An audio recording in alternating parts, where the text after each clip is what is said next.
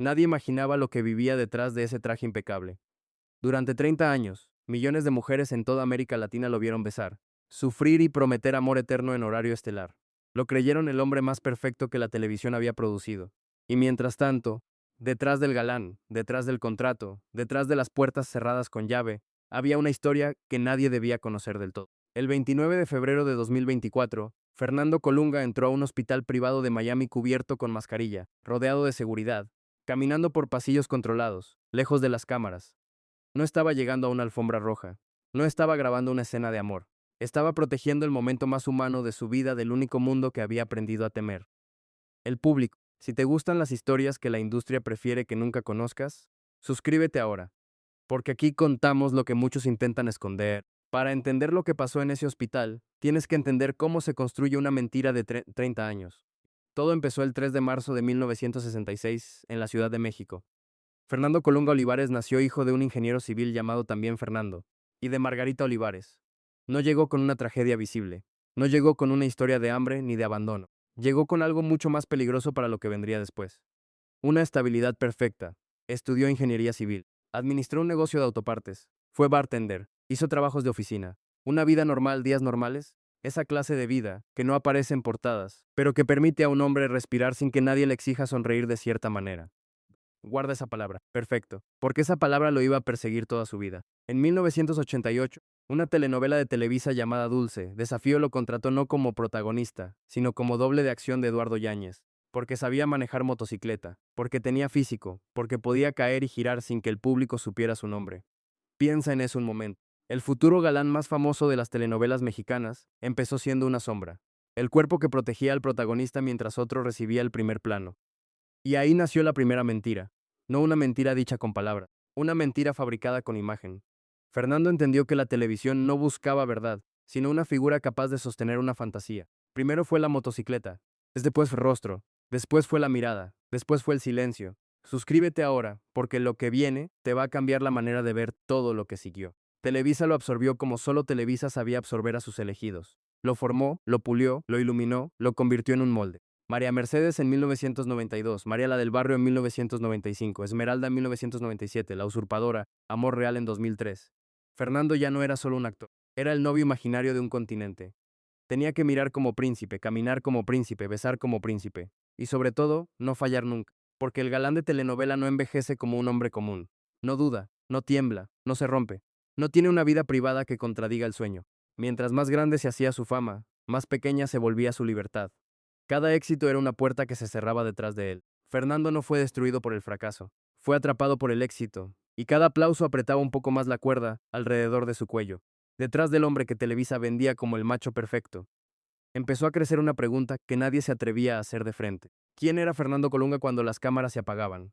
La respuesta fue siempre una pared.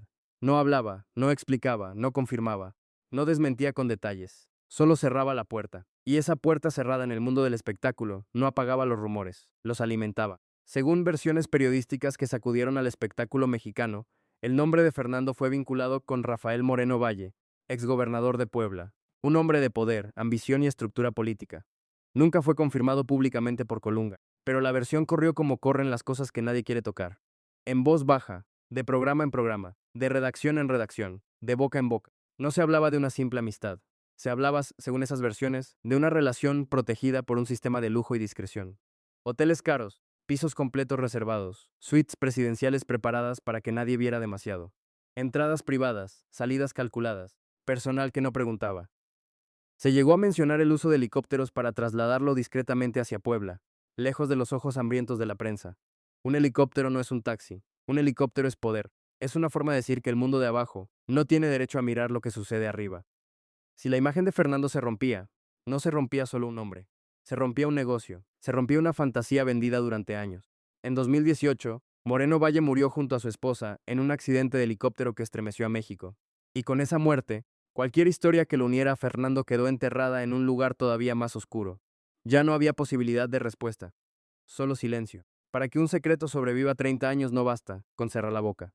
Se necesita dinero, se necesita una empresa, productores que miren hacia otro lado, revistas que publiquen lo conveniente, y una maquinaria entera dispuesta a proteger una fantasía, porque esa fantasía vende.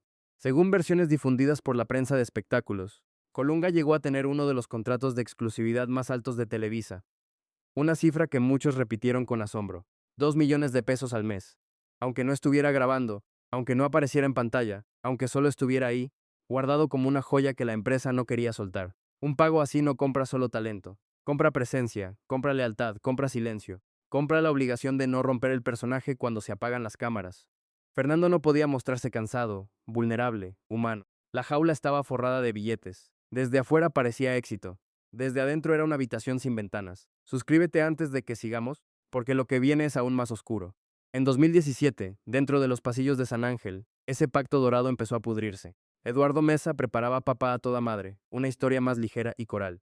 No era el gran melodrama de época, donde Fernando podía entrar con mirada de tormenta y hacer que todo girara alrededor de él. Era otro tipo de televisión, otra época, otro mercado, y Fernando no respondió como antes. Ignoró llamadas, tardó en contestar, dejó que los productores sintieran el peso de su ausencia. Cuando llegó la reunión con Rocío Campo, el ambiente era brutal. Ella le recordó que tenía un contrato, que debía un proyecto, que Televisa no era una casa de favores eternos. Las puertas se cerraron, las voces subieron. Según versiones de farándula, la frase cayó como una bofetada. Ya estás viejo para rechazar papeles. Guarda esa frase. No solo atacaba su edad, atacaba el corazón del mito. El papel fue a manos de Sebastián Rulli, y el contrato que durante años funcionó como escudo, empezó a convertirse en sentencia. Sin la muralla de Televisa protegiéndolo como antes, los secretos empezaron a hablar por boca de otros. Según versiones difundidas por programas de espectáculos, un audio atribuido a Nicola Porcella terminó circulando con velocidad brutal. En ese audio se insinuaban aspectos de la vida privada de Fernando que él jamás había confirmado públicamente. Nicola después intentó defenderse, dijo que el material había sido sacado de contexto. Pero cuando una frase ya cruzó internet, la aclaración llega siempre tarde, llega cansada, llega cuando el daño ya encontró casa en la mente del público. El hombre que durante décadas fue la fantasía masculina perfecta, ahora veía cómo su nombre era usado por otros para generar rating y polémica. Ya no controlaba el relato, ya no estaba protegido por el vidrio grueso de San Ángel. Quédate, porque todavía falta la parte más dura de toda esta historia. A principios de 2019, el padre de Fernando, el ingeniero Fernando Colunga, recibió un diagnóstico que empezó a apagarlo lentamente. Cáncer de colon. No fue una tragedia repentina, fue una cuenta regresiva. Consultas, estudios, tratamientos, viajes entre Florida y la Ciudad de México. Días buenos que parecían esperanza, días malos que parecían despedida. El hombre que le dio el apellido al galán más famoso de las telenovelas mexicanas no tenía música dramática ni escena escrita para hacerlo eterno. Solo tenía un cuerpo enfermo, una esposa resistiendo y una familia tratando de creer que aún quedaba tiempo. En 2020 el mundo se detuvo. La pandemia convirtió los aeropuertos en pasillos vacíos y las fronteras en muros invisibles. El padre de Fernando viajó a la Ciudad de México para continuar su tratamiento. Solo, con el cuerpo gastado por años de enfermedad. Tal vez pensó que volvería.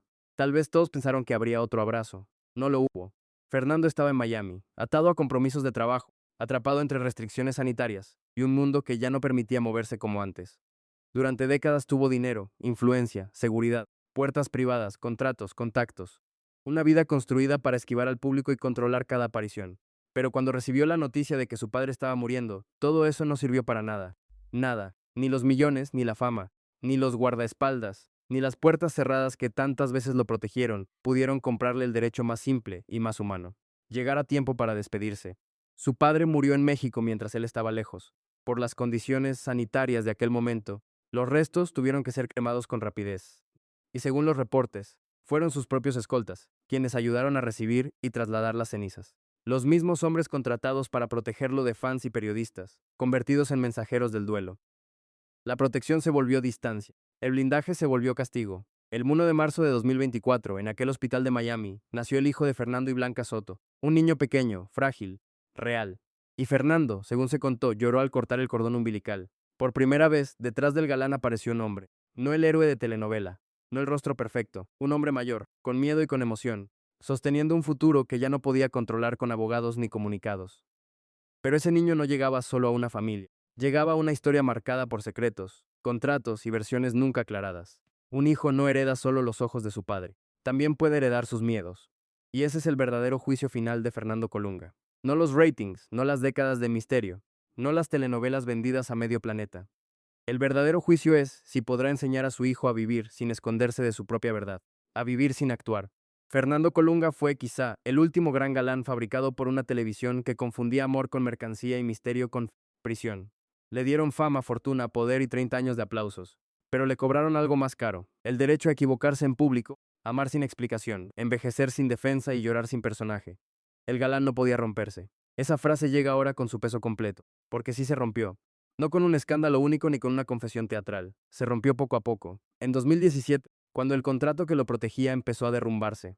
En 2020, cuando no pudo despedirse de su padre. En 2024, cuando la llegada de un hijo lo obligó a mirar hacia adelante y no hacia el personaje que había defendido durante décadas. Al final, la vida no le preguntó cuántas novelas protagonizó. Le preguntó quién era cuando nadie lo estaba mirando. Y esa es la tragedia más profunda, que Fernando Colunga pasó media vida interpretando al hombre perfecto, cuando lo único que necesitaba era permiso para ser un hombre real. Comenta qué sientes y suscríbete ahora, porque lo que viene en el siguiente video es aún más oscuro.